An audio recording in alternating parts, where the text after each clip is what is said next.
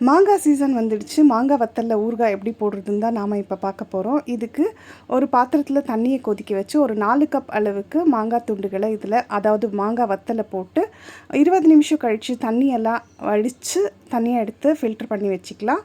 அடுத்ததாக ஒரு பேனில் சூடு பண்ணி அதில் கடுகு 3 டேபிள் ஸ்பூனும் ஒரு 2 டேபிள் ஸ்பூன் அளவுக்கு வெந்தயத்தை வறுத்து பொன்னிறமாக ஆனதும் இதை வந்துட்டு ஒரு சின்ன மிக்சர் ஜாரில் ஆற விட்ட பிறகு பவுட்ரு பண்ணி தனியாக எடுத்து வச்சுக்கலாம்.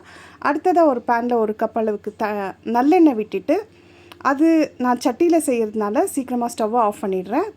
அதில் கடுகு, காஞ்ச மிளகாய், பெருங்காயத்தூள், மிளகாத்தூள், உப்பு இதையெல்லாம் போட்டு நல்லா கலந்துட்டு ஆற விட்ட பிறகு நம்ம ஏற்கனவே ஃபில்ட்ரு பண்ணி தனியாக எடுத்து வச்சுருக்க மாங்காய் வத்தலில் கடுகு, வெந்தய பொடியை போட்டு முதல்ல மிக்ஸ் பண்ணிவிட்டு, அடுத்ததாக இந்த தாளிப்பம் இதுலேயே ஆட் பண்ணி நல்லா கலந்து விட்டுடணும். இந்த ஊறுகாவை வந்து கொஞ்சமாக வெளியே எடுத்து வச்சு யூஸ் பண்ணிவிட்டு மிச்சத்தை எல்லாம் ஃப்ரிட்ஜில் ஸ்டோர் பண்ணி வச்சா ரொம்ப நாளைக்கு யூஸ் பண்ணிக்கலாம்.